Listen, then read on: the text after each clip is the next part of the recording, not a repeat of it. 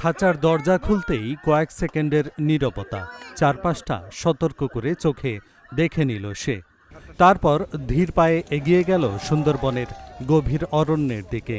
শিকারীদের পাতা মৃত্যু ফাঁদে আটকে পড়া সেই রয়্যাল বেঙ্গল বাঘিনী ৬ মাসের চিকিৎসা ও পুনর্বাসন শেষে ফিরে পেলেও তার মুক্ত জীবন। পূর্ব সুন্দরবনের চাঁদপাই রেঞ্জের আন্দারমানিক এলাকায় রোববার সকালে পরিবেশ প্রতিমন্ত্রী ডক্টর শেখ ফরিদুল ইসলামের উপস্থিতিতে অবমুক্ত করা হয় সুস্থ হয়ে ওঠা বাঘিনীটিকে। তার গতিবিধি পর্যবেক্ষণে বসানো হয়েছে ক্যামেরা ট্র্যাপ। চলতি বছরের জানুয়ারিতে সুন্দরবনের সরকিরখাল এলাকায় হরিণ শিকারীদের পাতা ফাঁদে আটকা পড়ে বাঘিনীটি। দীর্ঘ সময় ফাঁদে আটকে থাকায় গুরুতর আহত ও দুর্বল হয়ে পড়ে সে। খবর পেয়ে বন বিভাগের বিশেষজ্ঞ দল তাকে উদ্ধার করে খুলনার বন্যপ্রাণী ব্যবস্থাপনা ও প্রকৃতি সংরক্ষণ বিভাগের পুনর্বাসন কেন্দ্রে নেয়। সেখানে ৬ মাসের চিকিৎসা, পরিচর্যা ও অস্ত্রোপচারের পর ধীরে ধীরে সুস্থ হয়ে ওঠে বাঘিনীটি।